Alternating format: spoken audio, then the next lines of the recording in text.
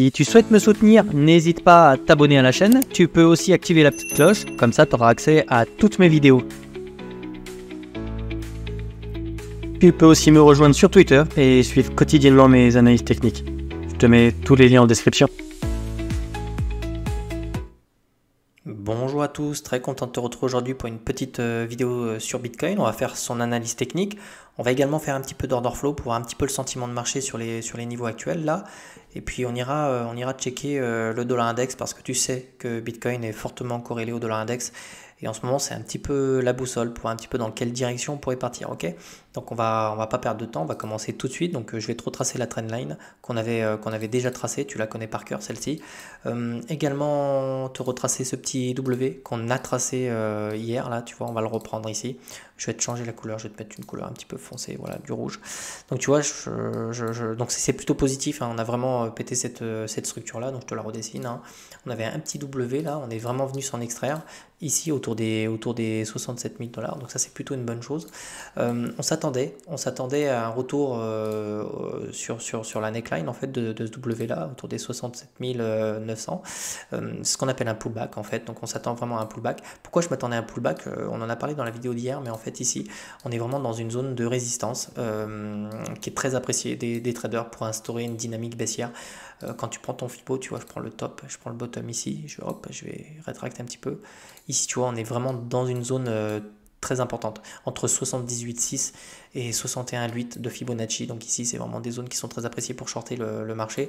D'autant plus qu'ici, on avait plusieurs résistances. On avait celle-ci, puis on avait également celle-ci.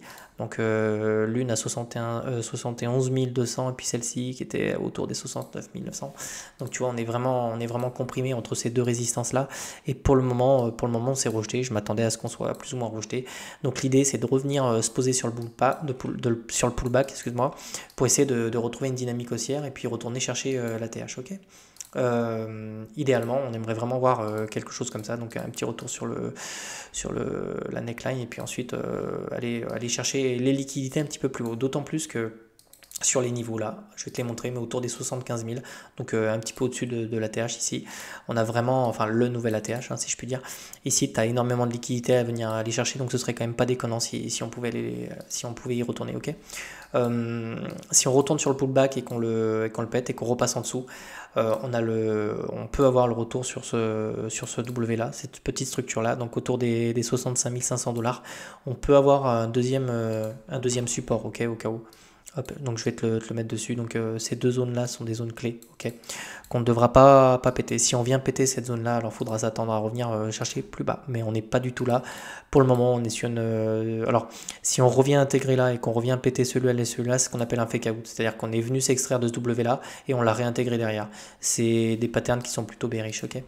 Pour le moment, on n'en est pas là. On va voir vraiment ce qui va se passer quand on va retourner sur ce niveau là, ok. Je crois que rien de plus, hein, je t'ai donné les targets, donc sinon beaucoup de liquidité ici, on va aller checker ça, mais ici tu vois, on les voit là, il y a énormément de poches, donc c'est ici, ça c'est tous les mecs qui ont mis des shorts, qui ont shorté le marché là, donc du coup ça met des ordres en fait dans l'order bloc, donc tous ces gens là à venir liquider, ok. Voilà pour BTC, donc grosse zone ici de résistance, va falloir surveiller et puis regarder ce petit pullback, ok. On va de suite passer sur le dollar index. Alors très important ce qui se passe sur le dollar index, lui aussi il est sur des zones, en fait j'ai l'impression que tout est en train de se mettre en place. C'est pour ça que le titre de ma vidéo c'est tempête en fait, c'est parce qu'on risque d'avoir un retour à la volatilité assez fort, parce que tu vois là je t'ai tracé le haut et le bas de ce mouvement là sur dollar index. Et on est en plein dans une zone de résistance également sur le dollar index. Donc si lui s'affranchit à la hausse de cette zone là, on va avoir de la volatilité à la baisse sur Bitcoin. Si par contre c'est rejeté ici et qu'on défend ces niveaux là et qu'on réintègre, alors on aura probablement sur Bitcoin de la volatilité à la hausse, ok. On va passer en H4. Donc on le voit bien. Donc là, première grosse zone, on est dedans. Donc ici, c'est pour ça qu'ici on a eu c'est pour ça que ça a divergé, ok. Et plus intéressant encore, on va passer en H1 ou H2, parce qu'en H2 ça suffit. Ouais, probablement, tu vois, on va écarter ça. Et en fait, c'est exactement la même chose. Si je prends le top ici et le bottom ici, on est également dans une zone de turbulence. Apprécier des shorters ici pour instaurer une dynamique baissière. Donc, pourquoi je te dis ça, c'est que quand on met le Fibo, cette zone-là, 61,8, 78,6, c'est ici qu'on vient imprimer en fait une structure baissière pour venir pousser plus bas. Ok. Et c'est pour ça que si on venait la casser comme ça, je prends mon truc. Si on vient vraiment faire une pattern comme ça à la hausse, ce serait très mauvais signe pour BTC. Et au contraire, si c'est rejeté à la baisse, c'est-à-dire que si on vient faire une espèce de pullback comme ça sur dessus là, tu vois, hop, on vient se reposer ici pour revenir chercher plus bas. Ce serait très intéressant pour nous, ce serait encourageant pour Bitcoin. Donc là, je ne vais pas te dire ça va monter, ça va baisser, on n'en sait rien. En fait, c'est le but des contractions. On voit que ça contracte. Hop. Je vais passer en H4. Mais ici, on voit vraiment qu'on est en train de contracter au sein même de MACD.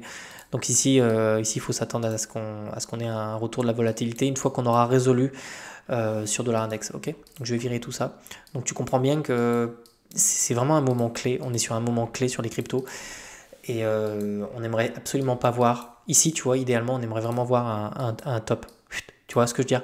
Un premier top, un deuxième top, puis ensuite on vient enfoncer et on retrouve les niveaux là. Si on fait ça, ça va être le feu et on va avoir un Bitcoin qui va aller taper 90K. Par contre, si on a un dollar index qui vient se retourner, qui a fait un W pour aller chercher plus haut, ça va être compliqué. Ça va être compliqué. Ceci dit, je veux te rassurer quand même. Si on venait à faire ça, parce que c'est pas à exclure, il faut que tu te dises que c'est pas terminé sur les crypto-monnaies. Tôt ou tard, on va avoir la Fed qui va baisser les taux d'intérêt en fait directeurs aux US et ça va avoir un impact important parce que ça vient dégager de l'inflation et le dollar index n'aime pas ça. Donc en fait, tôt ou tard dans l'année, on aura une baisse des taux et on aura un dollar index qui va probablement ravaler. Quoi qu'il arrive, peut-être tout de suite, peut-être pas, peut-être que ça va être, peut-être que le marché va commencer à le pricer, j'en sais rien du tout. Pour l'instant, on surveille ça, mais quoi qu'il arrive, le cycle n'est pas terminé sur Bitcoin. On a des patterns de distribution, mais pas massives. On a vraiment encore du carburant pour aller chercher beaucoup plus haut. Okay, donc t'inquiète pas, même si on venait à retracer assez profondément, on a déjà vu les targets sur d'autres vidéos, prends pas peur, ok. Je tiens à te le dire, prends pas peur, c'est pas terminé. Voilà, je pense qu'on a vraiment fait le tour. On va vite fait aller voir l'order flow pour voir un petit peu si on peut avoir de la data en plus. On est quoi? On est en H1. C'est parfait, on va regarder ça en H1. Donc ici, là, tu vois, on avait le prix, on a Bitcoin qui a repris un petit peu de momentum ici. Et ce qui est intéressant, c'est qu'on a eu des positions ouvertes. Donc, c'est-à-dire que les traders, globalement, étaient confiants et se sont mis à l'angle marché. Pourquoi ils ont l'angle marché? Parce que tu vois ici, sur le funding, ici, c'est ces petites barres verticales-là. On a vraiment une hausse du cours du funding, ok? En revanche, qu'est-ce qu'on est en train de voir ici?